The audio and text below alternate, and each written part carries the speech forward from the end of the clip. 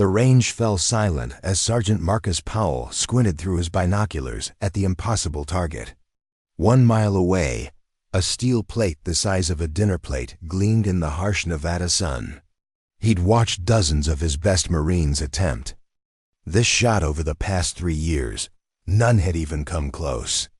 Before we jump back in, tell us where you're tuning in from. And if this story touches you, make sure you're subscribed because tomorrow I've saved something extra special for you. Ma'am, with all due respect, Powell said, lowering his binoculars and turning to the woman kneeling behind the Barrett M82 rifle. This isn't exactly ...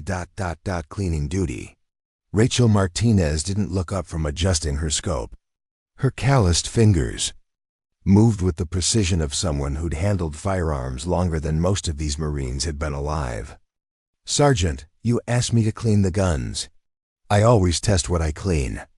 What happened next would become legend at Camp Pendleton, told and retold in mess halls from California to Quantico. But the story of how Rachel Martinez ended up behind that rifle scope begins 3 weeks earlier, in a place where nobody expected to find a world-class marksman. The morning sun cast long shadows across the motor pool at Camp Pendleton as Rachel Martinez pulled her battered Honda Civic into the civilian contractor parking area.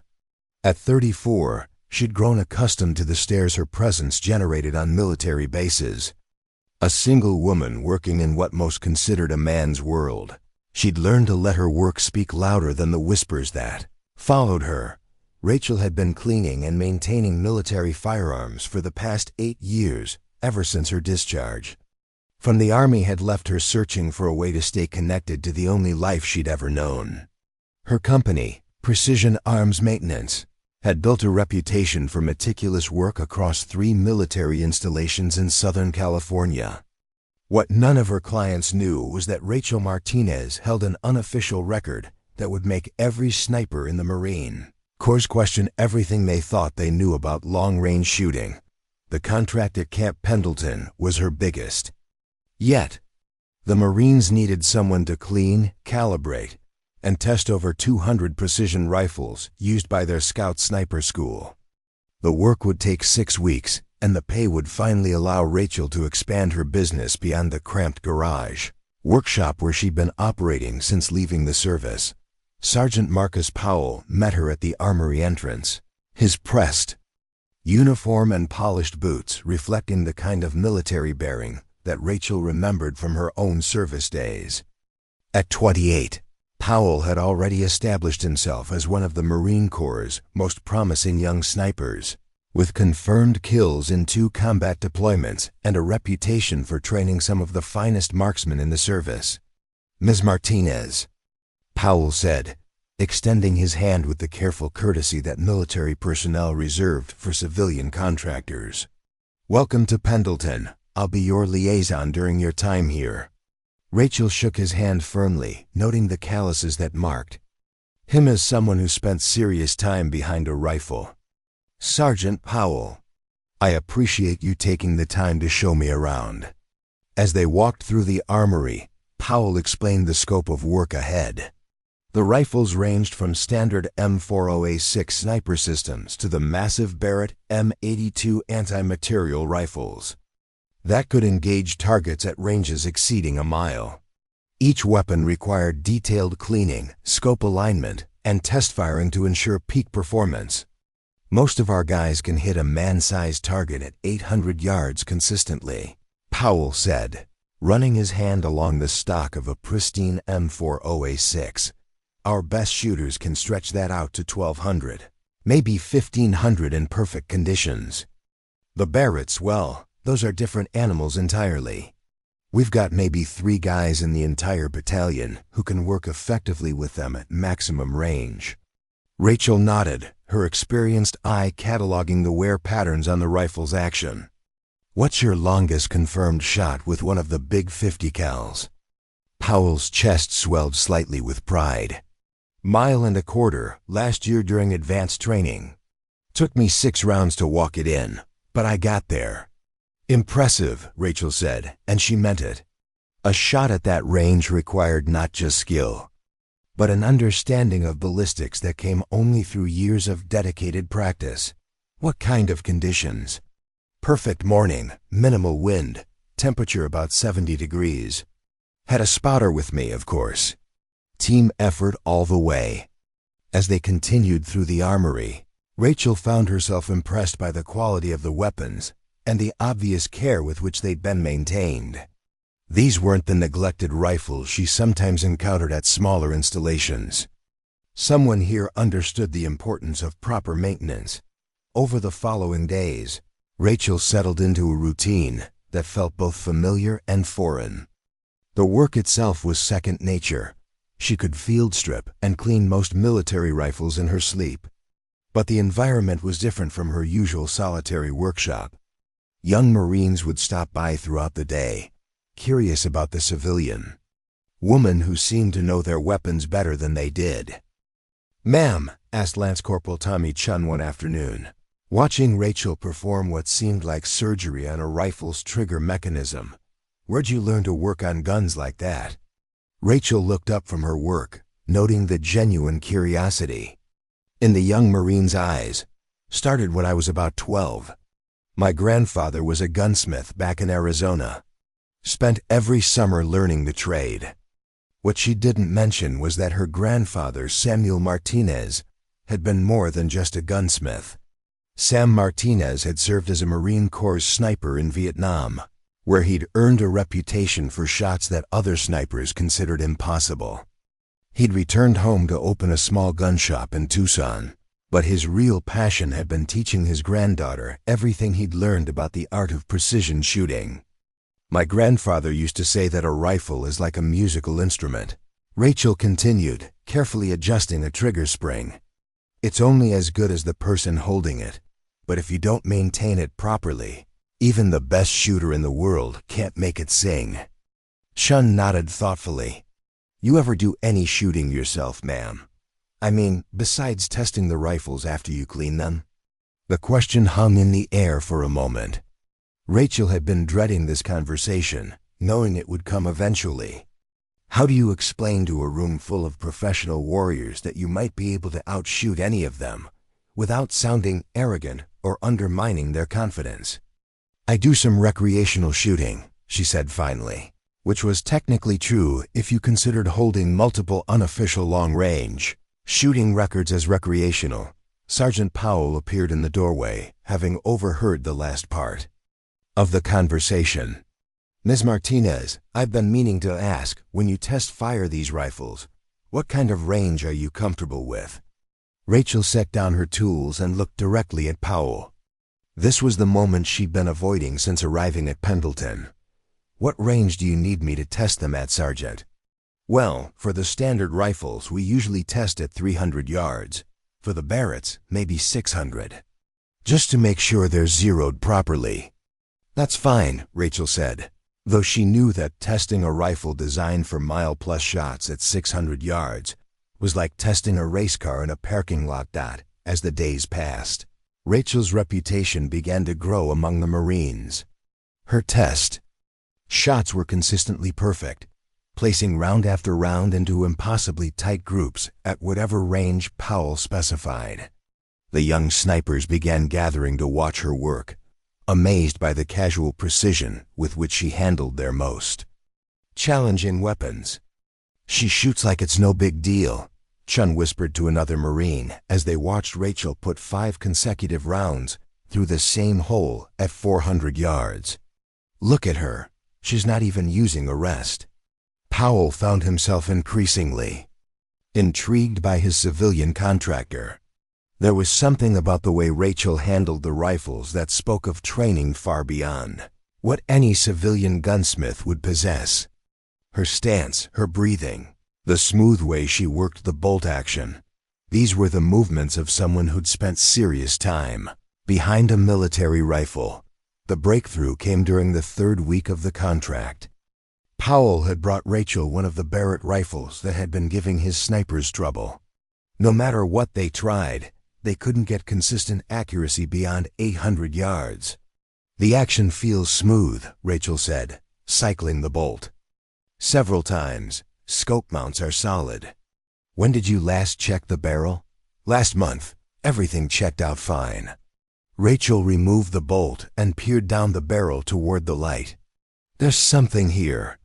Looks like a tiny imperfection in the rifling, maybe 4 inches from the muzzle. It's subtle, but it would definitely affect accuracy at long range. Powell looked through the barrel himself but couldn't see whatever Rachel was pointing out. I don't see anything. It's there. Mind if I test fire this one at a longer range?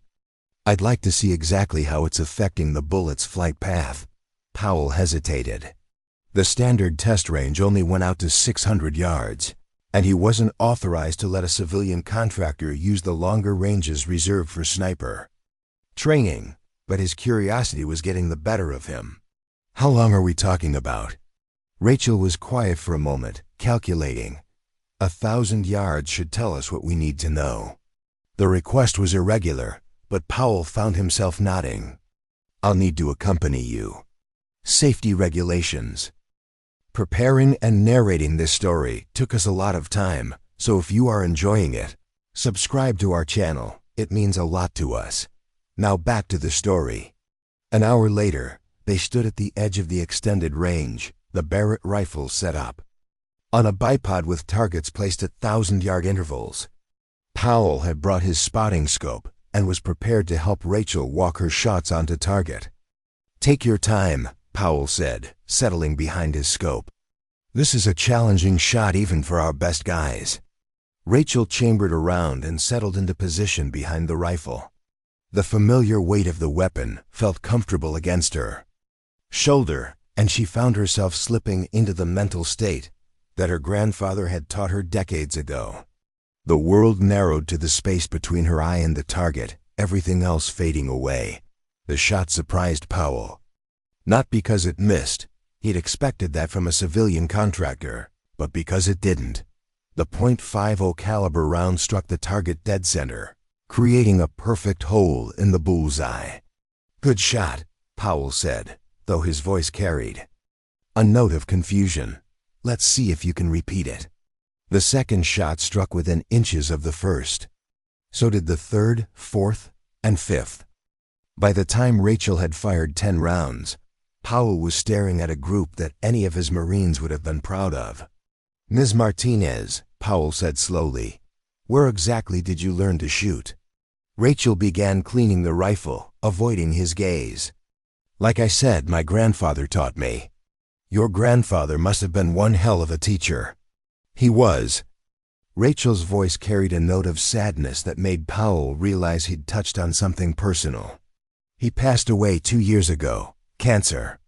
Powell watched as Rachel continued her methodical cleaning of the Barrett.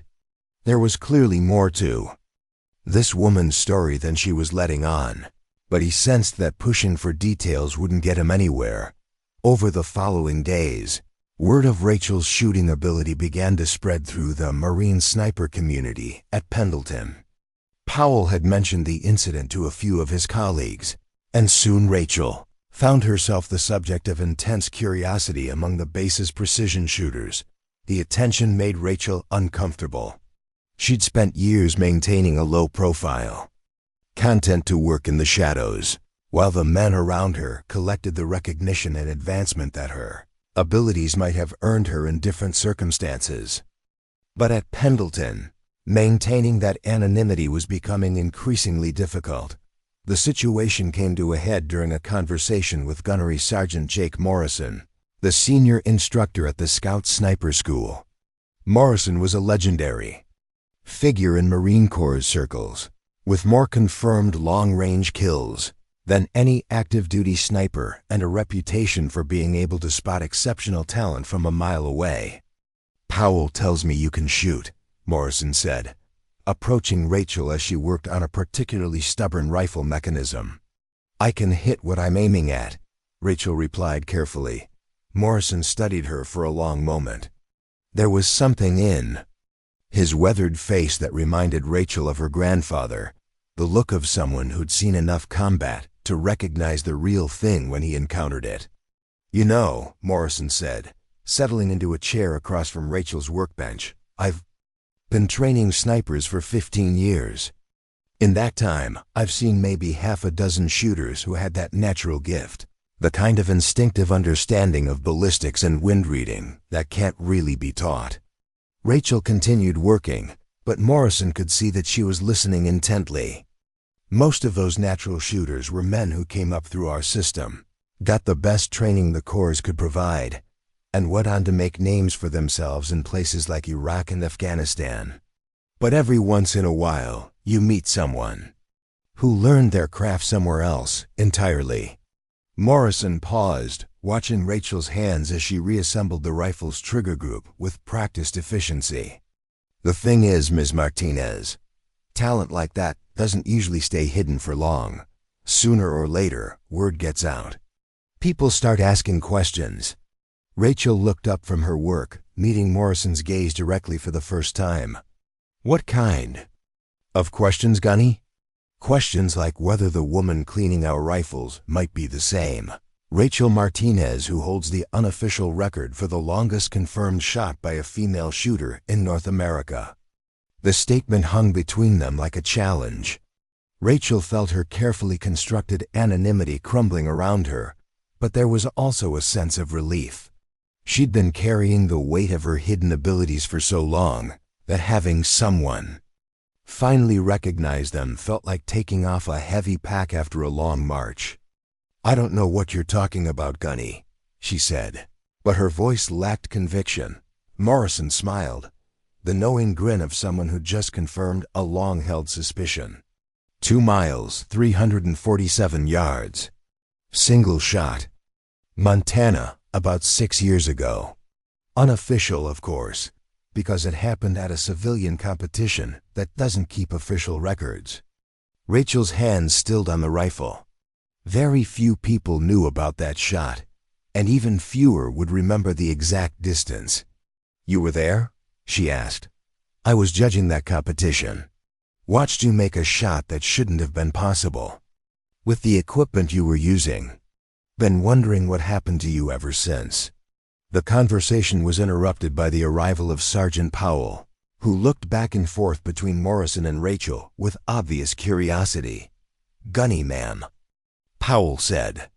Sorry to interrupt, but we've got a situation developing that might interest both of you. Morrison raised an eyebrow. What kind of situation? Colonel Bradley just got word that we're hosting a delegation from the British SAS next week. They're here to observe our sniper training program, and apparently they're bringing their best long-range shooter with them. Rachel continued working on the rifle, but Morrison could see that she was listening to every word. The Brits are claiming their guy can outshoot anyone we've got, Powell continued.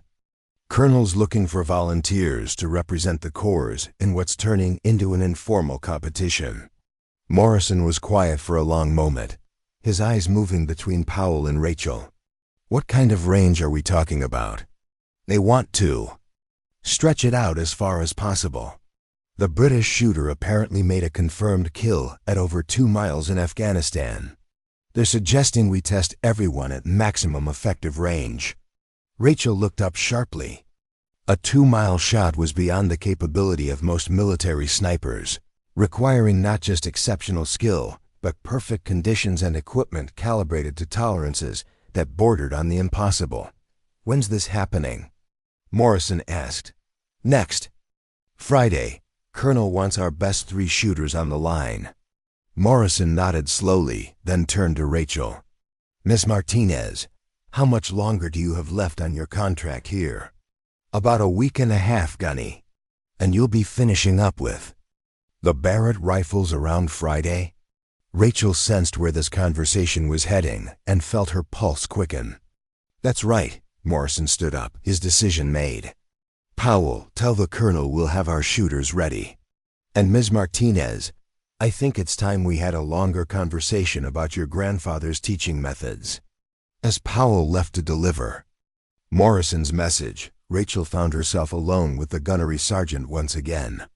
The secret she'd been guarding for years was finally out, and she wasn't sure whether to feel terrified or relieved. Gunny, she said quietly, I'm not on active duty. I can't represent the Marine Corps in any official capacity. Morrison's smile was enigmatic. Who said anything about the official, Ms. Martinez? Sometimes the best way to serve your country is to let people underestimate what Americans are capable of. The conversation was interrupted by the sound of rifle fire from the nearby training range, where a new class of Marine snipers was learning the fundamentals of long-range shooting. Rachel listened to the steady rhythm of shots and felt something stirring inside her that had been dormant for too long. For the first time since leaving the Army, Rachel Martinez was beginning to remember who she used to be. The following morning brought an unusual tension to Camp Pendleton's sniper training facility. Word had spread quickly through the ranks about the upcoming British visit, and Marines who normally focused on their own training found themselves speculating about the mysterious civilian contractor, who might be more than she appeared. Rachel arrived at the armory to find 3 of the Corps' top snipers examining the Barrett rifles she'd been working on. Staff Sergeant David Kim, Corporal Maria Santos, and Sergeant First Class Robert Hayes represented the best long-range shooters currently stationed at Pendleton. Each had multiple combat deployments and confirmed kills beyond 1,500 yards. "Morning, ma'am," Kim said, his tone respectful but curious. "Gunny Morrison asked us to familiarize ourselves with these particular rifles. Says you've been getting exceptional accuracy out of them." Rachel nodded, setting down her toolkit. "They're solid weapons once you account for their individual characteristics. Each one has slightly different preferences for ammunition weight and powder charge." Santos, a compact woman with intense dark eyes, stepped forward. "Ma'am, if you don't mind me asking, what's your background with precision shooting? The work you've done on these rifles is beyond anything our armorers typically achieve." The question Rachel had been dreading was now unavoidable. Morrison had essentially outed her the previous day, and she realized that continuing to hide her abilities would only make the situation more awkward. "I served 8 years in the Army," Rachel said carefully.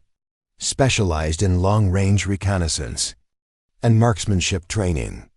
Hayes, a tall Texan with weathered hands, whistled softly. "Army, huh? What unit?" "1st Battalion, 75th Ranger Regiment." The revelation hit the 3 Marines like a physical blow. The 75th Rangers were legendary among Special Operations Forces, and their marksmanship standards were among the highest in the military. "Rangers," Kim said quietly. "That explains a lot." What it didn't explain, and what Rachel wasn't ready to share, was that she'd been more than just a ranger. For 3 years, she'd served as part of an experimental program that paired female snipers with special operations teams in Afghanistan and Iraq. The program had been classified, its existence known only to a handful of senior officers and the operators who'd worked with the women involved. Rachel's record from those deployments included 17 confirmed kills at ranges exceeding 1,000 yards, and 1 shot that had saved an entire Ranger platoon pinned down by enemy fire at a distance that military ballistics experts had initially deemed impossible. Morrison appeared in the doorway, his timing impeccable as always. "Good. You're all here. We need to discuss Friday's situation." He moved to a map of the base's extended training ranges, pointing to an area that stretched far into the California hills. "The British shooter, Captain James Whitmore, has agreed to a demonstration at our longest range, 2,000 meters, with observers from both militaries." Santos frowned. "Gunny, that's beyond the effective range of the M40 systems.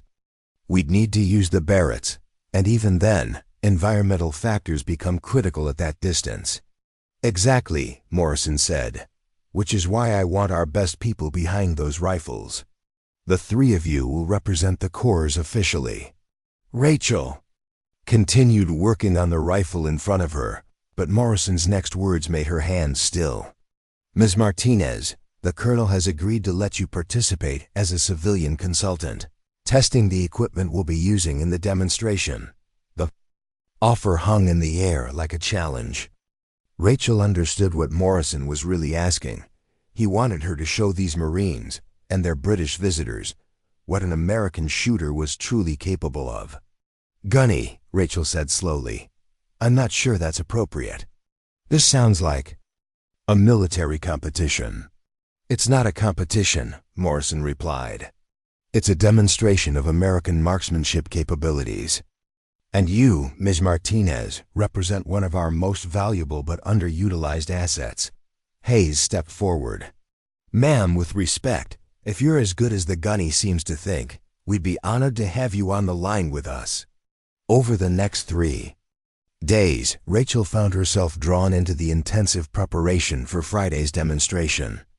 The 4 shooters worked together to test and calibrate the Barrett rifles, experimenting with different ammunition loads and environmental compensation techniques. What surprised Rachel was how quickly she fell back into the rhythm of working with a team. Her years of solitary work had made her forget the satisfaction of collaborating with other professionals who understood the complexities of extreme range shooting. "The wind's going to be the biggest factor," Kim observed as they studied weather forecasts for Friday. 2,000 meters gives air currents a lot of time to affect bullet trajectory. Santos nodded. "British shooter probably has experience with different environmental conditions than we're used to here. Might give him an advantage." Rachel looked up from the ballistics calculator she'd been working with. "Actually, the conditions here might work in our favor. The air density at this altitude is relatively consistent, and the temperature differential between morning and afternoon is predictable."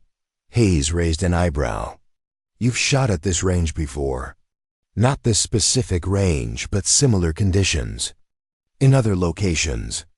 What Rachel didn't mention was that her longest confirmed shot had been made in conditions far more challenging than anything they were likely to encounter at Pendleton.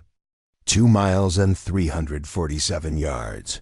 In Montana wind that had been gusting to 25 miles per hour, with temperature variations that had required constant recalculation of ballistic data. Thursday evening brought an unexpected visitor to Rachel's hotel room. Morrison stood in the hallway, holding a leather case that Rachel recognized immediately.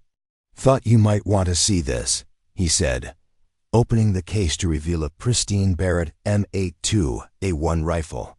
Special configuration, built by the Corps' best armorers specifically for extreme range work. Rachel examined the weapon with professional interest. The scope was a high-end variable power model she'd only seen in specialized military applications. The barrel showed the kind of careful finishing that indicated hand-lapping, and the trigger had been tuned to a crisp release that would aid precision shooting. "This is beautiful work," she said. "Who's it for?" "You, if you want it. Thought you might prefer to use equipment you've had a chance to familiarize yourself with." Rachel understood the implications. Morrison was offering her the best possible equipment for tomorrow's demonstration, but he was also making it clear that he expected exceptional performance in return. "Gunny, I need to ask you something," Rachel said. "Why is this so important to you?" Morrison was quiet for a long moment, then moved to the window overlooking the base. "Because I've spent my career watching talented shooters get overlooked because they didn't fit the standard military mold. Some of the best marksmen I've ever known never got the recognition they deserved because they were in the wrong place at the wrong time, or because they looked different from what people expected." He turned back to Rachel. "You've got a gift that most shooters can only dream of, and you've been hiding it for years. Tomorrow, you get a chance to show people what's possible when we stop making assumptions about who can and can't serve their country effectively." Friday morning dawned clear and windless, perfect conditions for long-range shooting. Rachel arrived at the extended range to find a small crowd of military personnel gathered around the firing line. British and American officers stood in separate groups, their conversation polite but competitive. Captain James Whitmore proved to be a compact, serious man in his early 30s, with the kind of weathered face that spoke of years spent in harsh environments. His reputation preceded him: confirmed kills in Afghanistan at ranges exceeding 2 miles, and a training record that had made him a legend within British Special Forces. "Captain Whitmore," Morrison said, making introductions. "I'd like you to meet our shooters. Staff Sergeant Kim, Corporal Santos, Sergeant Hayes, and our civilian consultant, Ms. Martinez." Whitmore shook hands with each of them, his grip firm and his manner respectful. "Pleasure to meet you all. Looking forward to seeing what American marksmanship training produces." The targets had been set at exactly 2,000 meters steel. Plates 12 inches in diameter that would ring clearly when struck. Each shooter would have 10 rounds to demonstrate their capabilities, with British and American observers scoring based on accuracy and consistency. Kim shot first, his 5 hits out of 10 rounds, representing solid performance under challenging conditions. Santos followed with 6 hits, her smaller stature actually proving advantageous in maintaining a stable shooting position. Hayes managed 7 hits, his Texas upbringing with hunting rifles translating well to military precision shooting. "Captain." Whitmore stepped to the line with quiet confidence, his British-made rifle a masterpiece of precision engineering. His first shot rang the target clearly, followed by 8 more hits in succession. Only his final round missed, pulled slightly left by a wind shift that he'd failed to compensate for quickly enough. 9 out of 10, announced the British observer. "Exceptional shooting, Captain." The American officers exchanged glances. Whitmore's performance had been genuinely impressive, representing the kind of marksmanship that separated elite operators from merely skilled soldiers. Rachel approached the firing line carrying Morrison's specially prepared Barrett rifle. The crowd fell silent as she settled into position, her movements economical and practiced. She'd spent the previous evening zeroing the rifle and calculating ballistic data for the expected conditions. Through her scope, the target appeared as a small steel circle wavering slightly in the heat mirage. 2,000 meters represented the outer edge of what was considered possible with military sniper rifles, requiring not just accurate shooting, but an almost supernatural ability to read environmental conditions. Rachel's first shot surprised everyone, including herself. The steel plate rang clearly, the sound carrying across the range like a bell. Her second shot followed within seconds, then a third and fourth in rapid succession. By her 6th shot, the British officers were exchanging worried glances. By her 8th, even Captain Whitmore was staring through binoculars with obvious amazement. Rachel's 10th and final shot struck the target dead center, completing a perfect score that left the entire assembled group in stunned silence. 10 out of 10, Morrison announced, his voice carrying a note of quiet satisfaction. "Outstanding shooting, Miss Martinez." Captain Whitmore approached Rachel as she began cleaning her rifle. His expression was a mixture of respect and curiosity.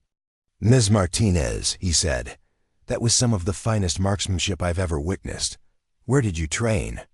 Rachel looked up from her work, aware that dozens of military personnel were listening to her response.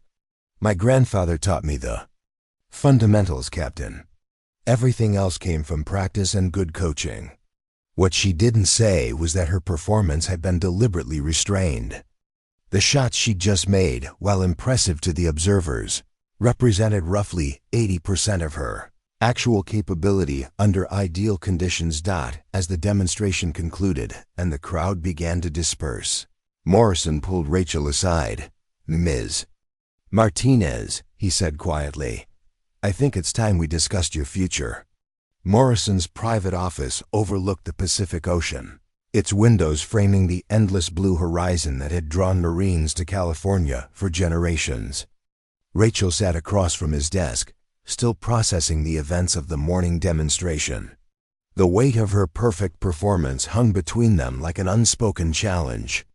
"Before we discuss anything else," Morrison began, pulling a thick manila folder from his desk drawer, "I need to know if you're ready to hear some things about your service record that might surprise you." Rachel's stomach tightened. Her classified deployments with the Rangers had been buried so deep that she'd assumed the records would never surface. What kind of things, Gunny? Morrison opened the folder, revealing pages of military documents marked with various classification levels. Operation Desert Falcon, Afghanistan, 2018. You were embedded with a Ranger reconnaissance team that got pinned down by enemy fire in the Hindu Kush Mountains. The memories came flooding back with painful clarity. Rachel remembered the desperate radio calls, the wounded Rangers who couldn't be evacuated, and the impossible shot that had saved their lives. That operation is classified, Gunny. Not anymore. At least not for people with the right security clearance. Morrison turned one of the documents toward her.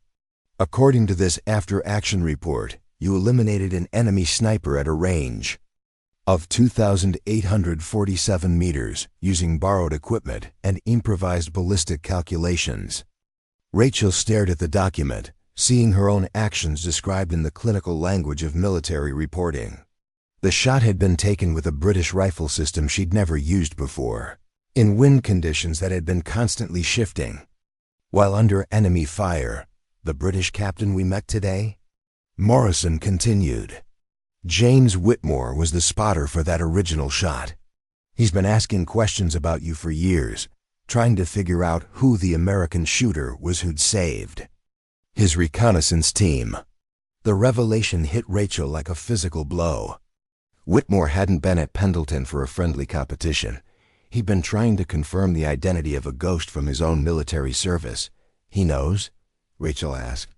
He suspected. Your performance today confirmed it. Morrison leaned back in his chair, which brings us to why I asked you here. The Corps has a problem. Ms. Martinez, we're facing budget cuts that are going to eliminate several advanced training programs. Unless we can demonstrate exceptional capabilities that justify continued funding. Rachel began to understand where this conversation was heading. You want me to help with a demonstration. More than that, I want you to join our training cadre as a civilian instructor. Help us develop the next generation of American snipers using techniques that go beyond what we're currently teaching. The offer was tempting, but Rachel had built her independent business carefully over the past several years. Returning to a military environment, even as a civilian, would mean giving up the autonomy she'd fought so hard to achieve. Gunny, I appreciate the offer, but I've got commitments to other clients, contracts that depend on me being available. Morrison nodded, as if he'd expected this response. What if I told you that Captain Whitmore has proposed a joint training exercise between British and American Special Operations Forces? 6 months, based here at Pendleton, focusing specifically on extreme-range marksmanship? The proposal caught Rachel off guard. Joint training exercises were rare, and one focused on her particular area of expertise would be unprecedented. He wants to work with me specifically? He wants to learn from the shooter who made that impossible shot in Afghanistan.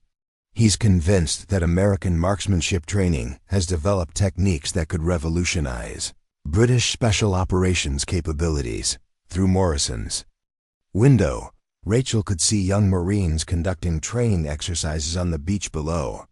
Their dedication reminded her of her own early military service, when everything had seemed possible and the future stretched endlessly ahead. There's something else, Morrison said, his voice taking on a more serious tone. The Pentagon is considering a new program to integrate female snipers into special operations units.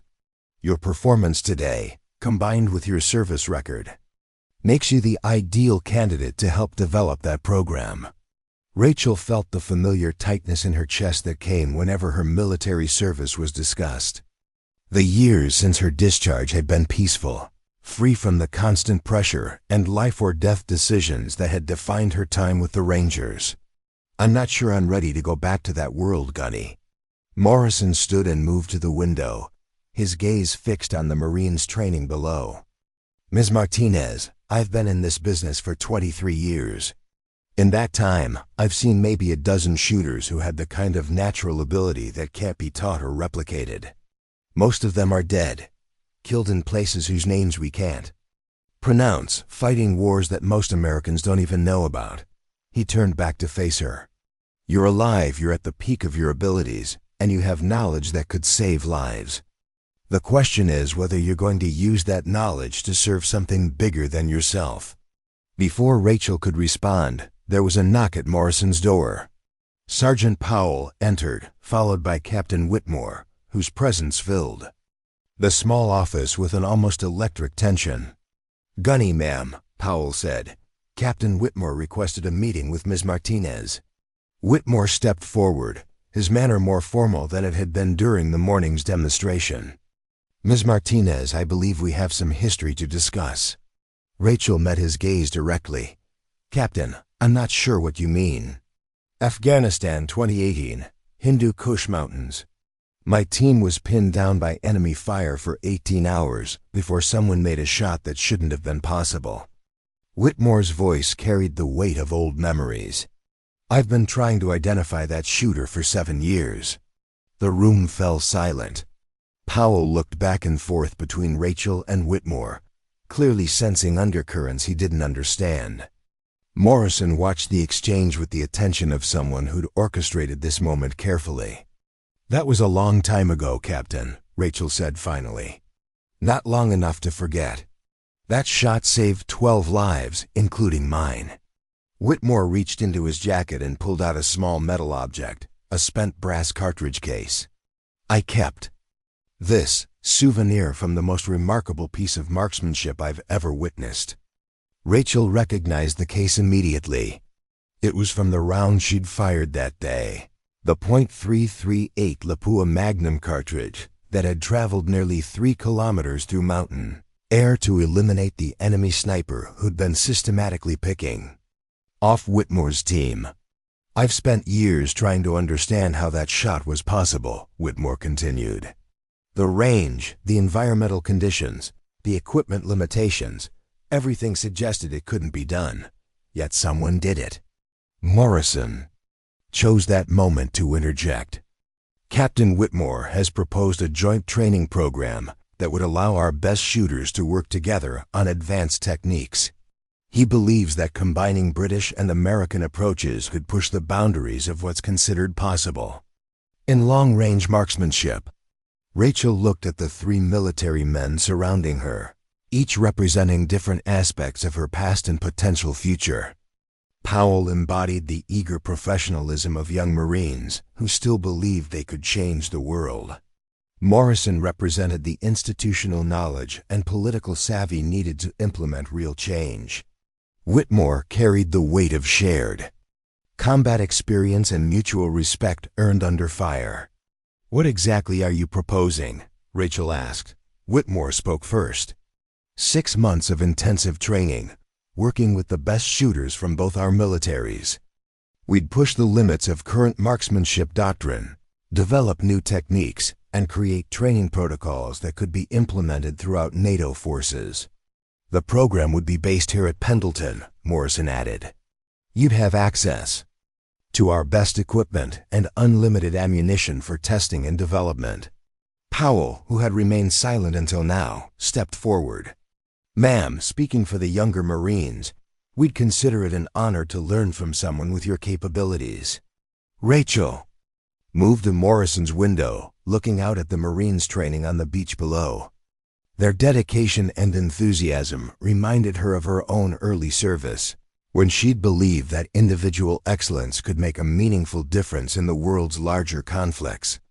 "If I agreed to this," she said slowly, "what would be the specific objectives? What would success look like?" Morrison exchanged glances with Whitmore before responding. "Success would be proven techniques that extend the effective range of military snipers beyond current limitations. We're talking about capabilities that could provide decisive advantages in future conflicts. More importantly," Whitmore added, "we'd be training a new generation of instructors who could spread these techniques throughout their respective military services. The knowledge wouldn't die with us." Rachel turned back to face the 3 men. In their faces she saw echoes of her grandfather's belief that exceptional skills carried with them an obligation to serve something larger than personal ambition. "I need to think about this," she said. It's not a decision I can make lightly, Morrison nodded. Take whatever time you need. But Ms. Martinez, opportunities like this don't come along often. The chance to fundamentally change how we approach long-range marksmanship training, working with the best people from two of the world's premier military forces. As the meeting concluded and the others prepared to leave, Whitmore approached Rachel privately. Ms. Martinez, he said quietly, I want you to know that the shot you made in Afghanistan didn't just save lives that day. It changed how I think about what's possible when someone truly masters their craft. He handed her the brass cartridge case. I've carried this for 7 years, wondering if I'd ever have the chance to return it to the person who fired it. Seems appropriate that you should have it back. Rachel took the case, its weight familiar in her palm. The brass was tarnished now, but she could still see the primer strike where the firing pin had ignited the powder that had sent her bullet on its impossible journey. Thank you, Captain, she said, for keeping it and for giving me the chance to finish what we started in those mountains. As Whitmore left Morrison's office, Rachel found herself alone with the gunnery sergeant once again. The brass case felt warm in her hand, a physical connection to the moment that had defined her military service and shaped everything that had followed. Gunny, she said, if I do this, I want guarantees about how the program will be structured. I won't be part of something that's designed to fail for political reasons. Morrison smiled, the first genuine expression of satisfaction she'd seen from him all day. Ms. Martinez, I wouldn't have it any other way. 3 weeks later, Rachel stood at the edge of a canyon in the Mojave Desert, calculating wind speeds and atmospheric conditions for what would become the most challenging shot of her civilian career. The Joint Training Program had officially begun, bringing together 12 elite shooters from American and British Special Forces units. The makeshift range stretched across nearly 4 miles of desert terrain, with targets positioned at progressively longer distances. What had started as a conventional marksmanship program had evolved into something unprecedented, an attempt to push the absolute limits of what was possible with military sniper rifles. Target 7 is positioned at 3,200 meters, announced Master Sergeant Elena Vasquez, the program's chief instructor. Environmental conditions are marginal, with crosswinds gusting to 15 miles per hour. Rachel adjusted her scope settings, compensating for the extreme range and challenging conditions. Beside her, Whitmore worked through his own calculations. Using a British-designed ballistics computer that represented the latest in military technology, the past 3 weeks had transformed both their understanding of long-range shooting and their approach to training other snipers. Working together, the American and British teams had developed techniques that neither group could have achieved independently. Winds shifting, observed Corporal Lisa Chen, the program's meteorological specialist. Vectors changing from northwest to southwest, velocity increasing. Rachel made minute adjustments to her aim point, her grandfather's lessons about reading natural wind indicators, combining with the high-tech environmental monitoring equipment that surrounded the firing position. The fusion of old-school fieldcraft with modern technology had become a hallmark of the joint program. The target appeared impossibly small through her scope, a steel plate barely visible in the desert heat shimmer. At this range, the bullet would take nearly 4 seconds to reach its destination, during which time wind, temperature, and atmospheric pressure could all affect its trajectory. Rachel's shot surprised even herself. The supersonic crack of the bullet's passage was followed by silence, then the distant ring of steel as the projectile found its mark. The assembled shooters and observers erupted in cheers and applause. Confirmed hit, announced Vasquez. That's a new program record. Whitmore lowered his binoculars, shaking his head in amazement. Rachel, that shot defies everything I thought I knew about ballistic limitations. What the other participants didn't know was that Rachel had been holding back Her perfect performance at the 2-kilometer demonstration 3 weeks earlier had been deliberately conservative, designed to impress without revealing her full capabilities. But the collaborative atmosphere of the joint program had gradually drawn out her true abilities. Later that evening, the entire group gathered around a campfire in the desert training area. The informal setting had become a tradition, allowing shooters from different military backgrounds to share techniques and experiences that formal classroom instruction couldn't provide. "The thing about extreme range shooting," Rachel said, responding to a question from one of the British snipers, "is that it's not really about the equipment or the ballistic calculations. Those are just tools. The real challenge is developing the mental discipline to make a shot that your rational mind insists is impossible." Sergeant Travis Bennett, a Marine Scout sniper from North Carolina, leaned forward with interest. "Ma'am, how do you get past that mental barrier when everything you've learned tells you a shot can't be made?" Rachel considered the question carefully. Around the fire, she could see faces that reflected her own younger self, dedicated professionals eager to push their abilities beyond current limitations. "My grandfather used to tell me that every bullet knows exactly where it's supposed to go. The shooter's job isn't to force the shot, but to create the conditions that allow the bullet to follow its natural path." The explanation drew nods of understanding from several participants, but Rachel could see that some still struggled with the concept. "Let me show you what I mean," she said, standing and moving to a rifle case positioned near the fire. "Tomorrow, we're going to attempt something that no military training program has ever tried before." Morrison, who had been quietly observing the discussion, looked up with interest. "What did you have in mind, Ms. Martinez?" Rachel opened the case, revealing a specially modified Barrett rifle that incorporated experimental features developed during the joint program. "We're going to attempt a shot at 5 kilometers. Not as a stunt, but as a legitimate test of whether current ballistic theory can be extended beyond traditional limitations." The proposal created immediate excitement and concern among the assembled group.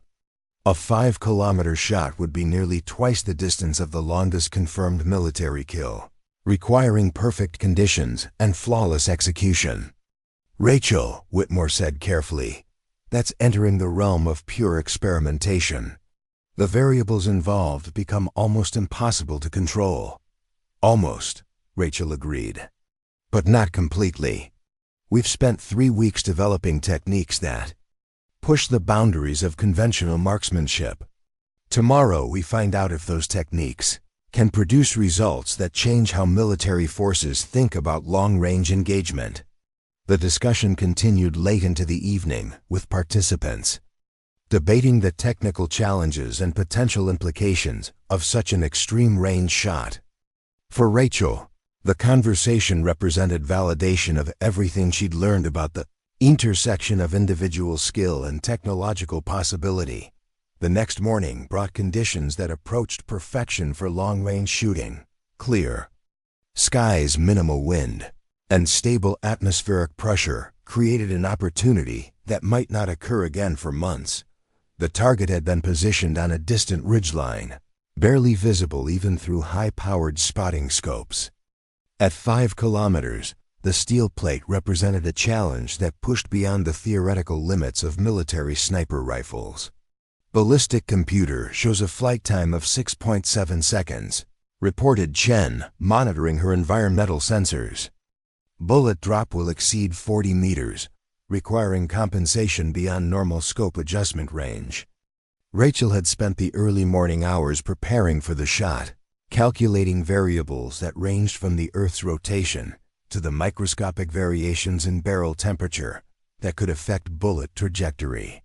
The preparation represented a fusion of scientific precision and intuitive understanding that few shooters could achieve. "Target acquisition confirmed," announced Vasquez, speaking into her radio. "Range is 5,003 meters. Weather conditions are stable." Rachel settled behind the modified Barrett rifle, her breathing steady and her mind focused on the impossible task ahead. Through her scope, the target appeared as a tiny speck that wavered in and out of visibility. The shot required not just technical precision, but a level of confidence that bordered on faith. At this range, conventional ballistic theory suggested that external factors would make accurate shooting impossible. Rachel's trigger press was perfect, a smooth, straight-back motion that sent the specially loaded cartridge on its journey across 5 kilometers of desert air. The sound of the shot echoed across the canyon, followed by long seconds of silence as the bullet traveled toward its distant target. The impact was confirmed first by the spotters, then by the distant sound of steel ringing across the desert landscape. Rachel had achieved what military experts had considered impossible, a precision shot at a range that redefined the capabilities of military snipers. The celebration that followed was subdued, as if the participants were still processing the implications of what they'd witnessed. Rachel had not just made an exceptional shot. She demonstrated that the boundaries of military marksmanship could be extended far beyond current doctrine. "Ladies and gentlemen," Morrison announced to the assembled group, "you've just witnessed history. This shot represents a fundamental advancement in long-range marksmanship capability." Whitmore approached Rachel as she began cleaning the rifle. "Rachel, what you've accomplished here changes everything. This isn't just about individual skill anymore. It's about redefining what's tactically possible in military operations." But Rachel was already thinking beyond the technical achievement. The 5-kilometer shot had proven that her grandfather's teachings, combined with modern technology and proper training methods, could produce capabilities that seemed impossible to previous generations of snipers. "James," she said, using Whitmore's first name for the first time since the program began, "this is just the beginning. What we've learned here can be taught to others. We can create a new generation of snipers who think beyond traditional limitations."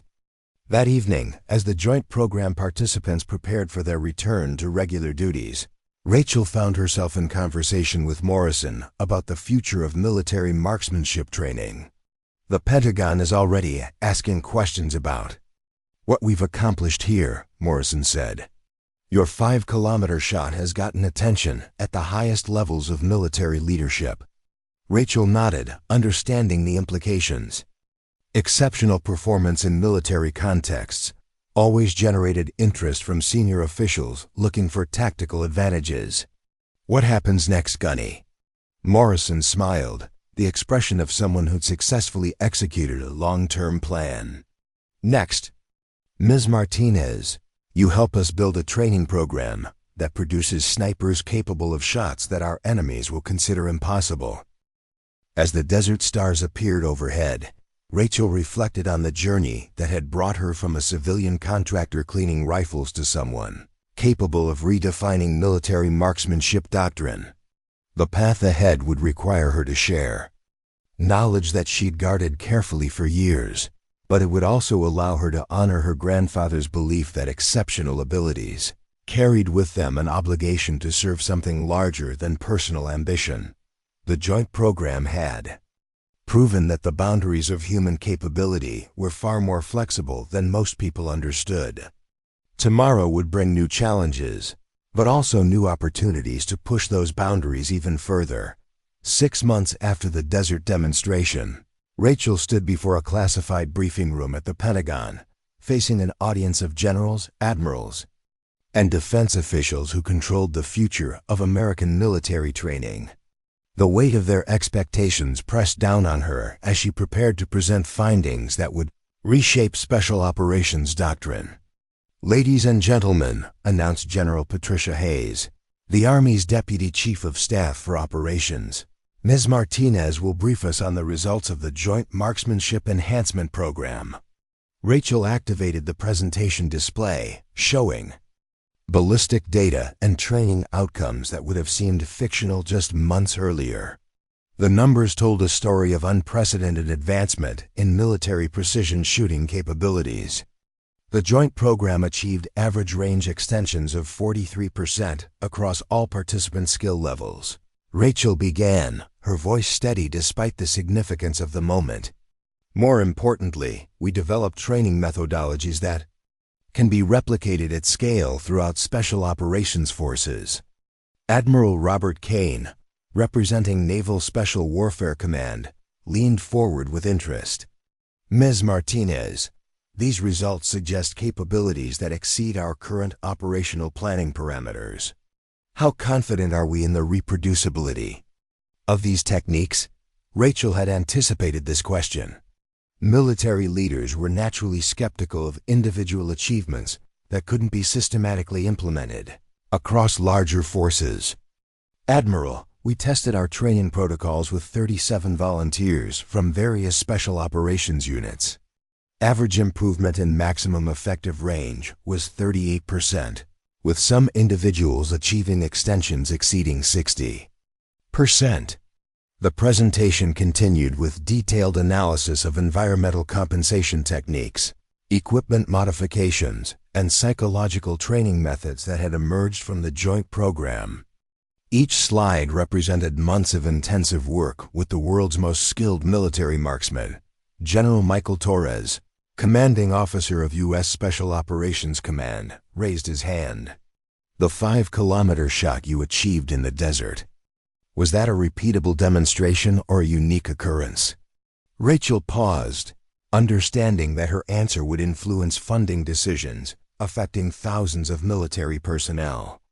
Generally, I've successfully replicated shots at that range, under controlled conditions. More significantly, we've trained 3 other shooters to achieve consistent accuracy at ranges exceeding 4 kilometers. The revelation created a stir among the assembled officials. Extended range precision shooting capabilities had strategic implications that extended far beyond individual marksmanship skills. The tactical applications are obvious, continued General Hayes, but I'm more interested in the training implications.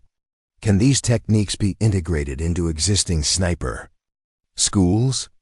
Rachel clicked to her next slide, showing a proposed curriculum that represented the culmination of her work with Morrison and Whitmore. We've developed a progressive training program that can be implemented at Fort Benning, Quantico, and other advanced marksmanship facilities. The program builds on existing foundations while introducing concepts that push beyond traditional limitations. What she didn't mention was the personal cost of achieving these results. The past 6 months had required Rachel to confront aspects of her military service that she'd spent years trying to forget. Working with active duty personnel had reminded her of the weight of responsibility that came with exceptional abilities. After the briefing, Rachel found herself in a smaller conference room with a select group of senior officers who would determine the program's future implementation. Ms. Martinez, General Torres said, "Your achievements represent a significant advancement in military capability. The question now is whether you're willing to help us institutionalize these improvements." The offer they presented exceeded anything Rachel had imagined when she'd first agreed to clean rifles at Camp Pendleton. Director of Advanced Marksmanship Training, with authority to establish new standards across all branches of the military. The position would give her unprecedented influence over how America trained its most elite shooters. The role would require extensive travel, explained Colonel Sarah Davidson, who would serve as Rachel's military liaison. You'd be working with special operations units worldwide, implementing training protocols and identifying candidates for advanced instruction. Rachel understood the implications. Accepting the position would mean abandoning the quiet independence she'd built since leaving active duty. But it would also allow her to honor her grandfather's belief that exceptional skills carried obligations to serve something larger than personal comfort. "I need to understand the long-term objectives," Rachel said. "Are we talking about incremental improvements to existing programs, or fundamental changes to military marksmanship doctrine?" General Hayes smiled, recognizing someone who thought in strategic rather than tactical terms. Ms. Martinez, we're talking about creating capabilities that will provide decisive advantages in future conflicts. Your techniques don't just improve individual performance, they change what's possible at the operational level. The meeting concluded with Rachel accepting the position, pending final security clearances and administrative processing. As she left the Pentagon, she reflected on the journey that had brought her from a civilian contractor to someone capable of influencing military training at the highest levels. 3 weeks later, Rachel stood on a windswept range in Scotland, working with British Special Forces to adapt American techniques to European operational requirements. The collaboration with Captain Whitmore had evolved into a comprehensive exchange program that was reshaping NATO marksmanship standards. The weather here presents challenges we don't face in the American Southwest, observed Major William Hartley, commanding officer of the British Special Air Service training facility. Your techniques need modification for our environmental conditions. Rachel adjusted her scope settings, compensating for the constant wind that characterized Highland weather. The steel target, positioned at 2,800 meters across a valley filled with swirling air currents, represented exactly the kind of challenge that her new training methods were designed to address. Major, the principles remain the same regardless of environment, Rachel said, settling behind her rifle. We're teaching shooters to read conditions rather than fight them. Her shortcut through the Scottish air with authority, finding its mark despite wind conditions that would have challenged even experienced Highland snipers. The demonstration validated techniques that had been developed in American desert conditions, but proved applicable in vastly different environments. Remarkable, Hartley murmured, lowering his binoculars. Your approach to wind reading is unlike anything we've taught our people. Over the following days, Rachel worked with British instructors to develop training protocols that incorporated local environmental factors while maintaining the core principles that had proven successful in American programs. The collaboration represented exactly the kind of international cooperation that military leaders had envisioned when approving the joint program. Rachel, Whitmore said during one of their evening planning sessions, what you've accomplished here goes beyond marksmanship training. You're changing how military forces think about the intersection of individual skill and technological capability. The comment reflected a broader truth about the impact of Rachel's work. Her techniques weren't just producing better shooters, they were creating a new understanding of human potential when properly developed and applied. A month later, Rachel found herself back at Camp Pendleton, but now as the director of a program that was attracting attention from military forces worldwide. The small armory where she'd once cleaned rifles had been transformed into a state-of-the-art training facility equipped with the most advanced marksmanship technology available. "Ma'am," said Sergeant Powell, who had been assigned as her senior instructor, "we've got requests for training from 12 different countries. The waiting list for our advanced courses extends 18 months. Rachel reviewed the applications, noting requests from military forces that had never previously sought American marksmanship training. Her techniques had created demand that exceeded their current capacity to provide instruction. "Powell, we need to focus on training instructors rather than individual shooters," Rachel said. "Our objective should be creating programs that can be replicated independently rather than maintaining exclusive capabilities." The approach reflected lessons learned from her grandfather, who had believed that knowledge shared is knowledge multiplied. Rather than hoarding techniques that gave American forces temporary advantages, Rachel was building sustainable improvements that would benefit allied militaries for generations. As evening approached, Rachel walked the ranges where she'd first demonstrated her abilities to skeptical Marines.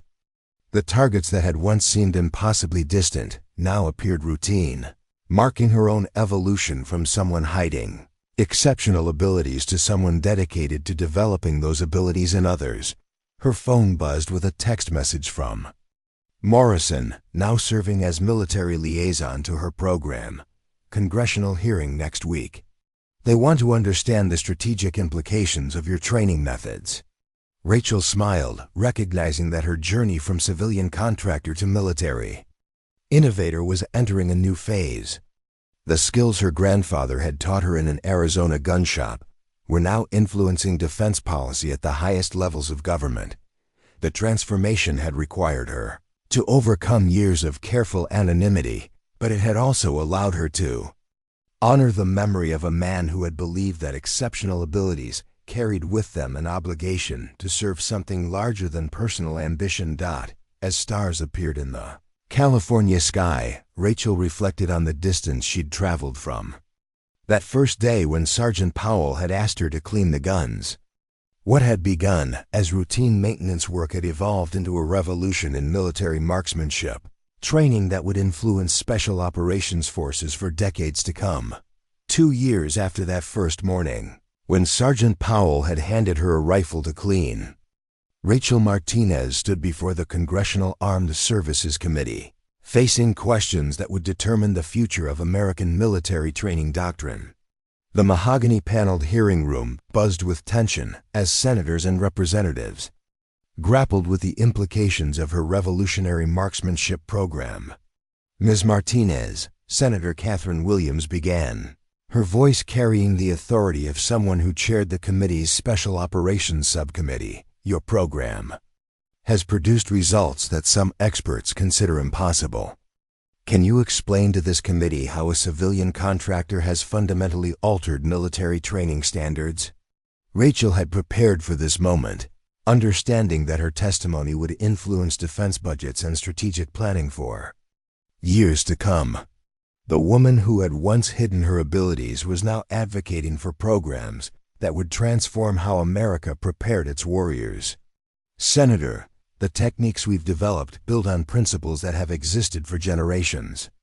My grandfather, a Marine veteran of Vietnam, understood that marksmanship excellence comes from combining traditional fieldcraft with scientific precision. We've simply applied modern technology to time-tested methods." The explanation was deliberately modest, but the committee members had access to classified reports that detailed achievements no previous training program had accomplished. Graduation rates from Rachel's advanced courses exceeded 90%, with participants demonstrating capabilities that redefined operational planning parameters. Representative James McConnell leaned into his microphone.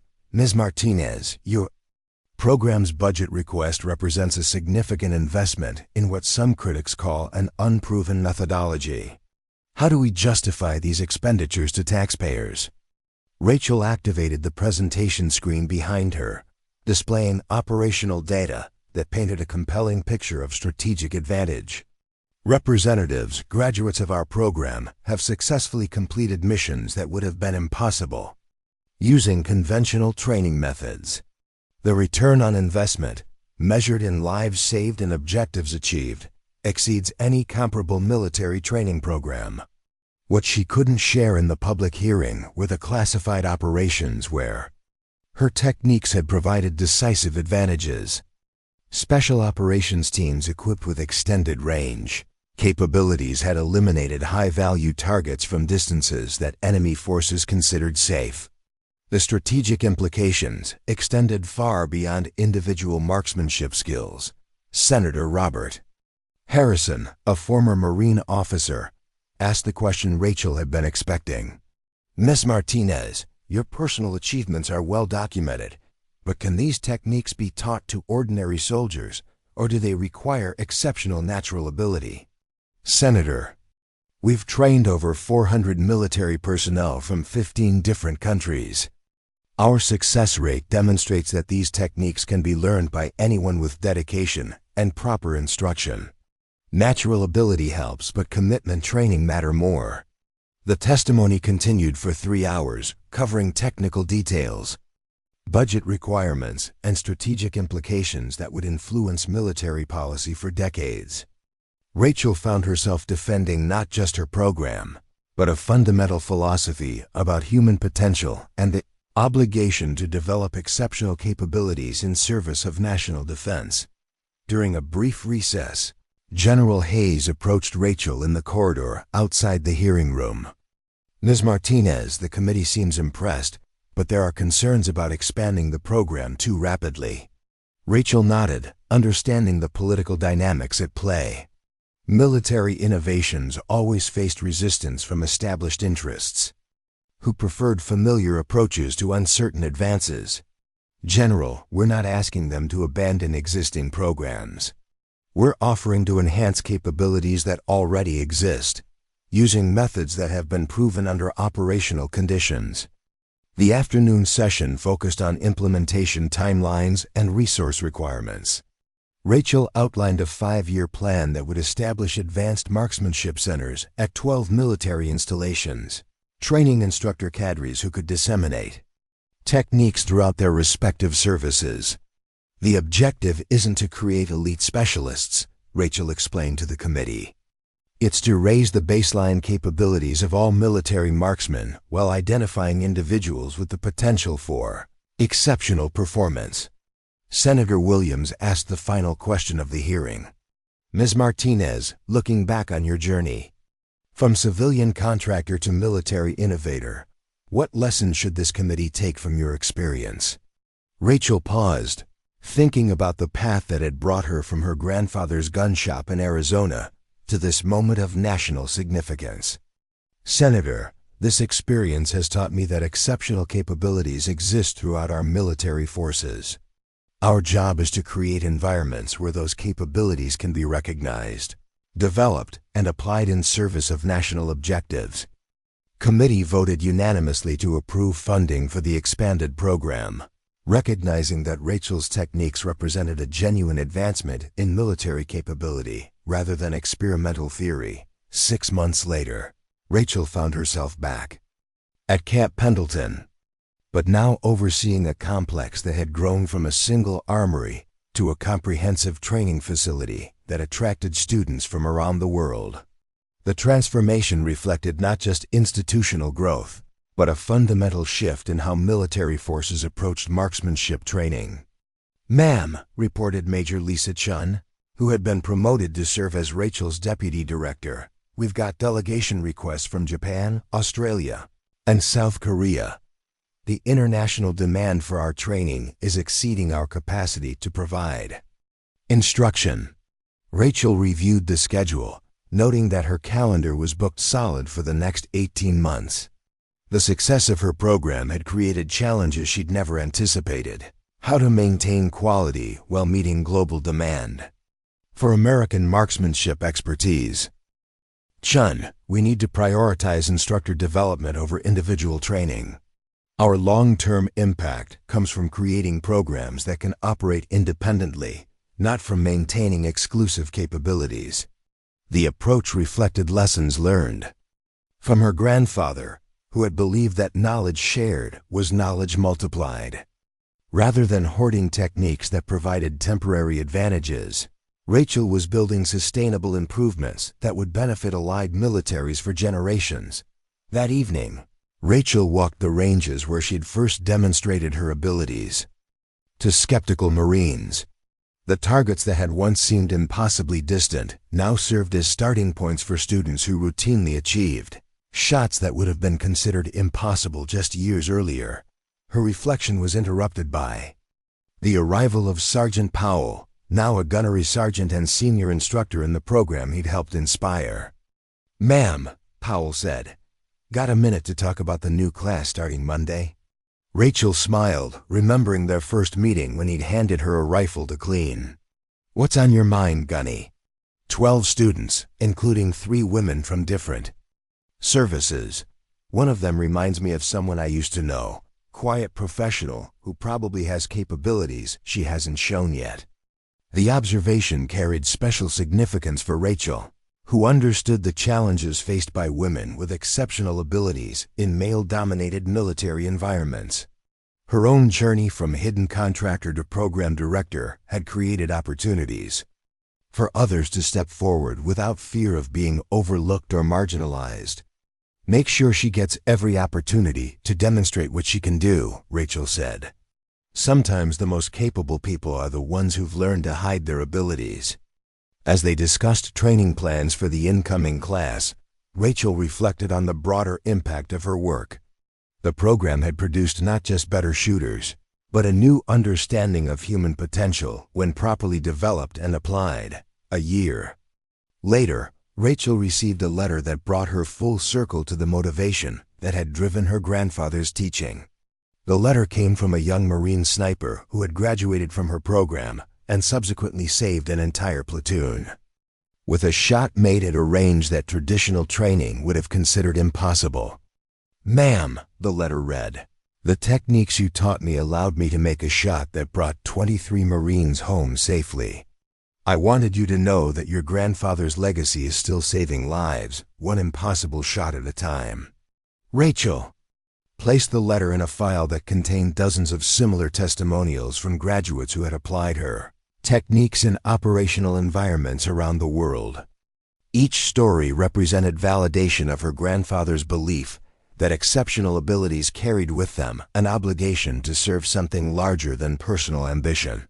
Standing in her office overlooking the ranges where she'd first demonstrated her capabilities, Rachel thought about the journey that had brought her from a woman hiding her abilities to someone dedicated to developing those abilities in others. The transformation had required her to overcome years of careful anonymity, but it had also allowed her to honor the memory of a man who had shaped her understanding of what it meant to serve. Outside her window, the latest class of students was practicing the techniques that had revolutionized military marksmanship training.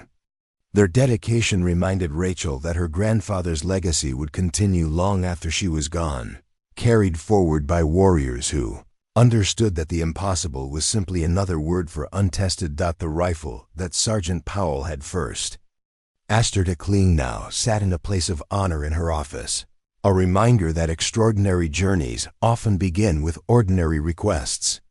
Sometimes the most important question isn't whether you can make an impossible shot, but whether you're willing to teach others that impossible shots are just another day at the range.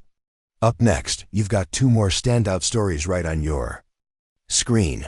If this one hits the mark, you won't want to pass these up. Just click and check them out. And don't forget to subscribe and turn on the notification bell so you don't miss any upload from us.